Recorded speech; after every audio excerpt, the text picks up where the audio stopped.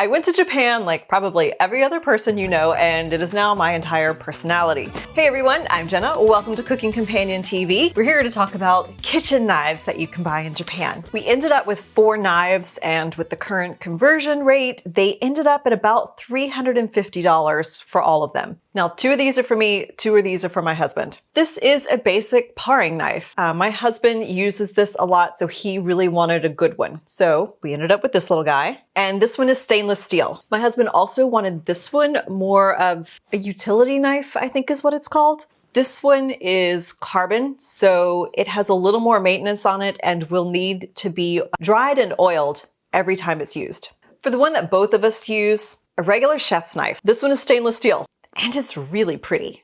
And then for me, with my recent fish obsession, this is more of a sushi knife, I believe. It's specifically for cutting raw fish, not for filleting or anything like that, just for cutting the meat, and also carbon steel. So high maintenance, but it's gonna be real sharp for a long time. In Tokyo, there is a specific neighborhood, Kama-Asa, and it's just a couple of blocks of kitchen supply stores. This is where most people buy their kitchen knives. Now, I found a fabulous Reddit thread that broke down almost all of the stores in these 2 blocks, and a little description about their general price range, but more importantly, if they had staff that spoke English.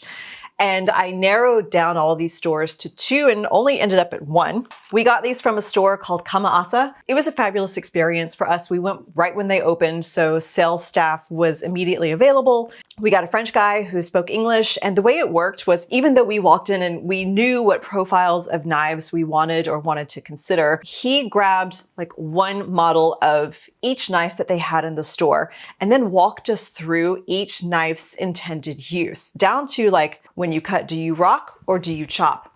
It was really fabulous. Through that, we then chose like, we want this profile, we'll use this a lot, we want to consider this one, and so we narrowed it down. Then for each style of knife, he then pulled out a few options for things like, price range, but also the type of steel, whether that's stainless steel or the high carbon steel on the blade, and then a little bit on the handles, but really mostly about the blade and also the shape of the blade. Another learning point where like I have really wanted a nikiri for a long time. It looks like a small, narrow cleaver. I just like how it looks, and I want to be one of those people who use it. But as he's explaining to us, you use this for like the up and down chopping motion, whereas a chef's knife is more of a rocking motion, which is why you have that curved blade. So once I realized that and realized it's not in my nature to do the up and down chop at all for anything, both me and my husband, we rock.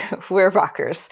So we opted out of a nikiri knife. I have some regrets about that. I want to believe that if I had the knife, I could become that kind of chopper. And we didn't have a strong budget in mind, aside from like, we don't need the blacksmith's mark, and we don't want to drop like $300 or $500 per knife. We wanted a good knife. So we were mostly just going with shape of the blade and how the handle felt. So yeah, we sat there for a few minutes and just kind of held and rocked all of the knives that we were considering. And then based on how the handles felt for us, how the blade moved for how we know we like to cook, that's how we ended up with this selection. This might have been the most expensive knife. So price-wise, again, about $350, maybe $360 on the total lot. Regardless, we're super delighted with the knives that we got. I don't know much about handles, but I do remember specifically that on my knife, this handle is magnolia wood, which I just found so unique. I love magnolia trees. I'm from Mississippi and they're all over the place. And then with Francois, my husband, being from the south of France, magnolias are also everywhere down there too. Actually all over Europe, and I was really surprised to see that.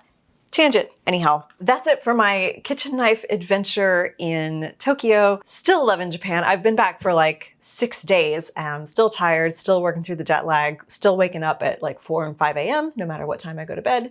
It was 100% worth it. Ask me any questions you have about traveling to Japan, Tokyo, about the knives and that whole experience. Delighted to share with you how amazing the country is. And if you go, please be respectful to the locals.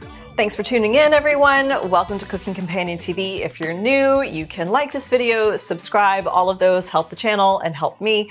Otherwise, I'll see you in the next video.